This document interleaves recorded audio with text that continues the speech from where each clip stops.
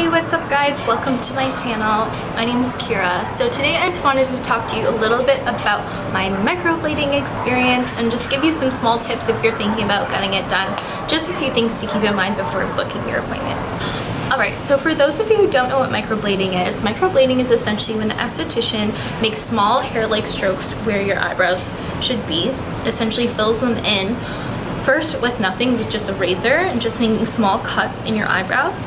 And then after she's done that, she'll go over where she made the cuts with ink and some pigment, the same color pigment to match your hair color, and she'll put it all over where she made the cuts.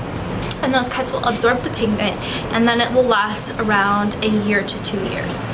In terms of pain, so the first time I got it done, because you're gonna go for 2 sessions when you get it done. You're gonna go for the initial session and then the touch-up, just to add extra depth to your eyebrows, and in case there's anything that you don't like about them, the shape or the color, or if anywhere didn't pick up the pigment properly, she's gonna go over them and just make sure that they're on flake.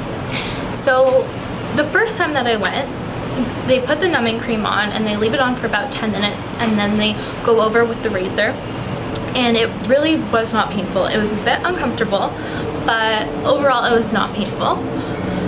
It was a bit weird because you can hear them scratching into your skin, and so you think it should hurt, but it didn't. But the second time, I was not aware that numbing cream didn't work while on your period, and I booked it and I had my period, and I went and she put the numbing cream on, and the numbing cream was not effective at all, and I could literally feel every single cut, and it was extremely painful. I have a pretty low pain tolerance, but still it was not fun, and I kept flinching and I almost messed up my eyebrows. So my first tip is, if you're thinking about getting it done, do not book while you're on your period unless you enjoy painful experiences.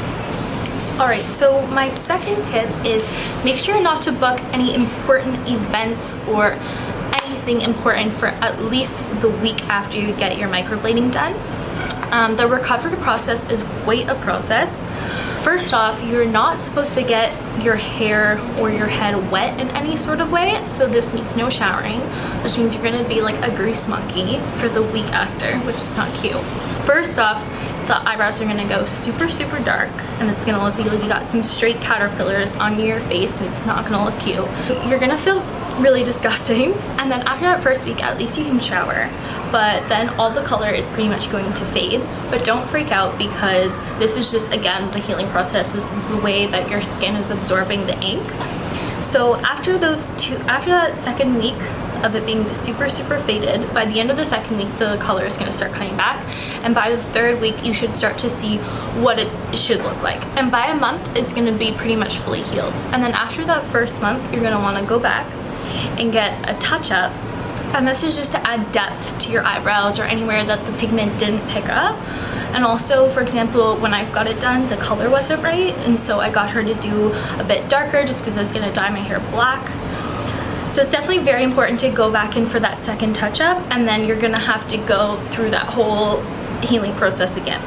So like I said, do not book anything important, no first dates, no interviews, nothing where you're trying to look good for the first 1 to 2 weeks, especially the first week after you get your eyebrows microbladed.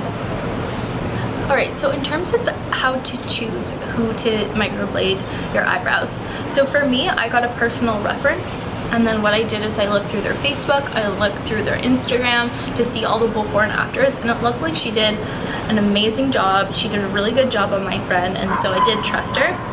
But with that being said, when I went in, I went with pictures, and she drew them on in pencil first, and we got them exactly how I liked them before she went ahead and did the microblading. So you want to make sure that you're looking at their work. You want to make sure this isn't the first time that they're doing it. If someone offers to do it for free, it's probably because it's one of their first times, so I would not trust that.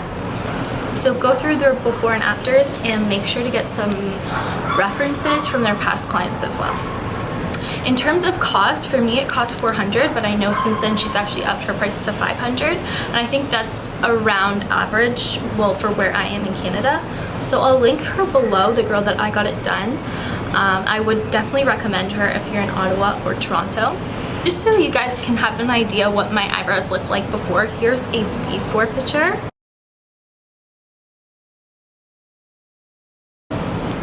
And here's an after picture with no makeup on. And here is after with makeup filled in. So when I do my makeup, I still fill it in a little bit, but I don't have to. I just do that because I want it to be on fleek. I want it to be perfect.